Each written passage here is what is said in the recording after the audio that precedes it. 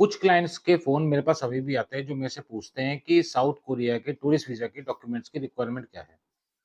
तो आज की वीडियो में मैं आपके साथ साउथ कोरिया के टूरिस्ट वीज़ा की डॉक्यूमेंट्स की डिटेल शेयर करूँगा और साथ ही आपको कुछ ऐसे सपोर्टिंग डॉक्यूमेंट्स बताऊँगा, जिनको अगर आप अपनी फ़ाइल में ऐड करते हैं, तो आपके साउथ कोरिया के टूरिस्ट वीज़ा के अप्रूवल के चांसेस बढ़ सकते हैं।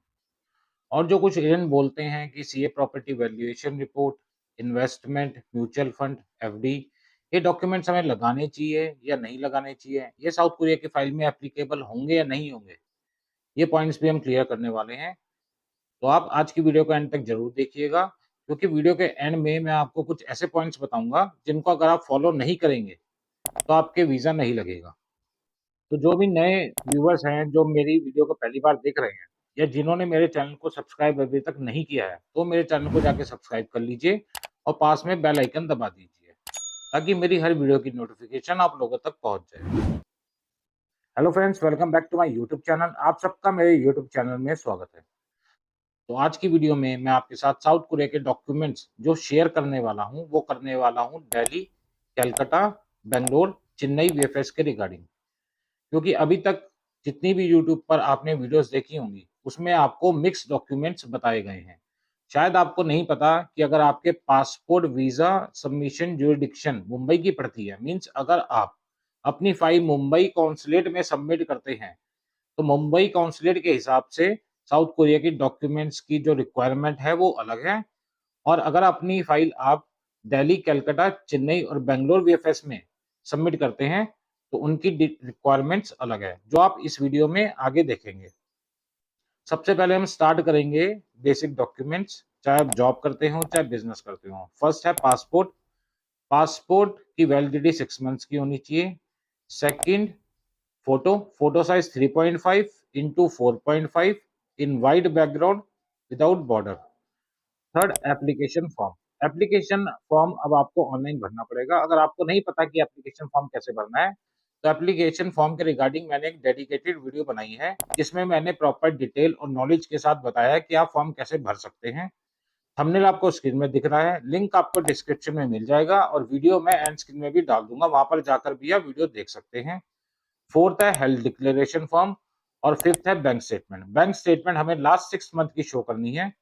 बैंक स्टेटमेंट जब आप निकालेंगे, तो उसके अंदर बैंक की स्टैंप और बैंक ऑथराइज पर्सन के सिग्नेचर होने चाहिए।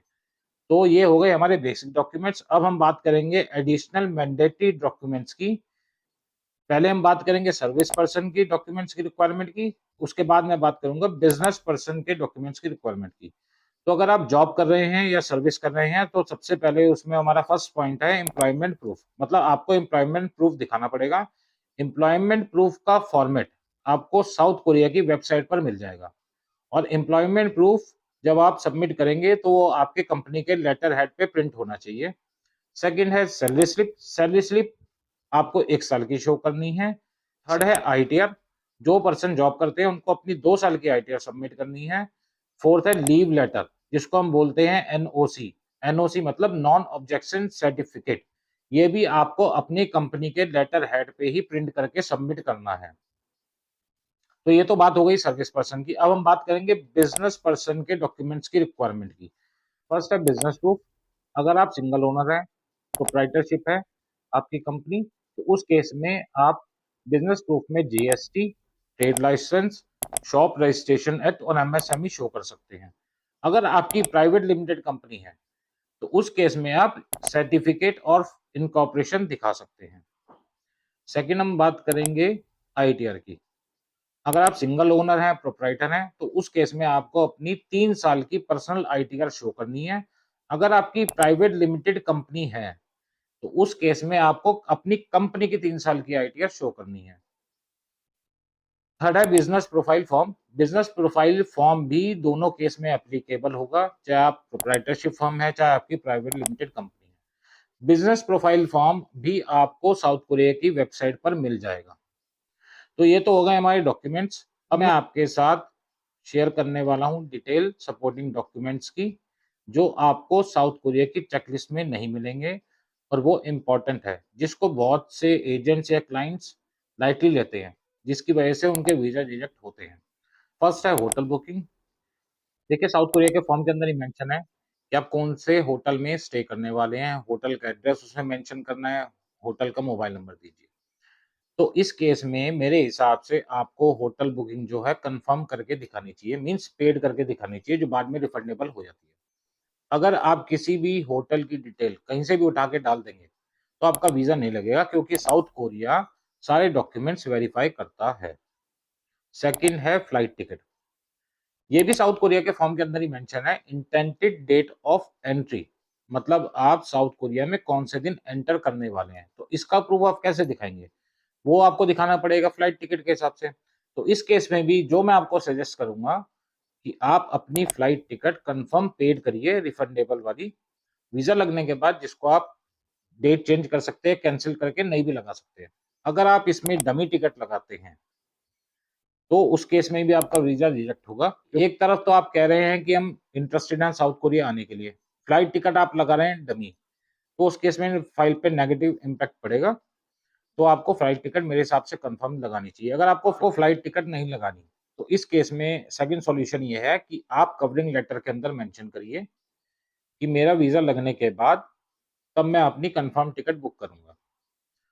थर्ड है कवरिंग लेटर। कवरिंग लेटर बहुत बड़ा रोल प्ले करता है हमारी फाइल में, क्योंकि देखिए साउथ कोरिया में कोई इंटरव्यू तो हो नहीं रहा, तो आप अपना केस को जस्टिफाई कैसे करेंगे? तो जस्टिफाई करने के लिए आपको कवरिंग लेटर में आप बहुत सारी डिटेल मेंशन कर सकते हैं, आप बता सकते हैं, आपके जाने के रीजन बता सकते हैं, आने के रीजन बता सकते हैं। तो कवरिंग लेटर हमारे को लगाना चाहिए। फोर्थ है ट्रैवल आइटनरी, जिसमें हमें डे टू डे प्लान बताना है कि कौन से दिन आप साउथ कोरिया में एंटर कर रहे हैं, आपका होटल कौन सा होगा, उसके बाद जो आगे की डेट्स हैं उसमें आप कहाँ-कहाँ पर ट्रैवल करने वाले हैं। फिफ्थ है ट्रैवल इंश्योरेंस।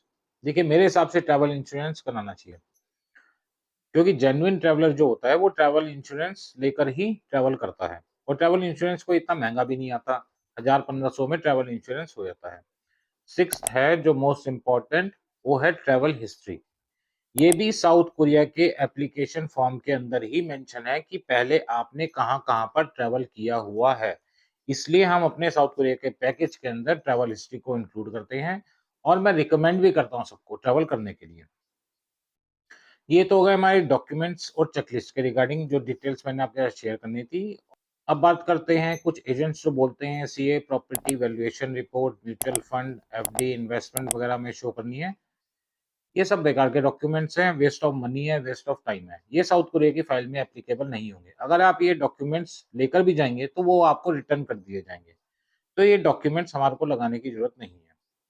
और मुंबई कॉन्सुलेट के साउथ कोरिया की डॉक्यूमेंट्स की डिटेल मैं आपके साथ नेक्स्ट वीडियो में शेयर करूंगा। इसके अलावा अगर आपको साउथ कोरिया का वीज़ा चाहिए, या वीज़ा आप हमारे थ्रू अप्लाई करवाना चाहते हैं, फाइलिंग करना चाहते हैं, साउथ कोरिया का पैकेज लेना चाहते हैं जिसके अंदर 3 कंट्री की ट्रैवल हिस्ट्री इंक्लूड है, साउथ कोरिया का शॉर्ट शॉर्ट आपको वीज़ा चाहिए, या आपको सिर्फ ट्रैवल करना है, तो आप हमारे साथ कॉन्टैक्ट कर सकते हैं।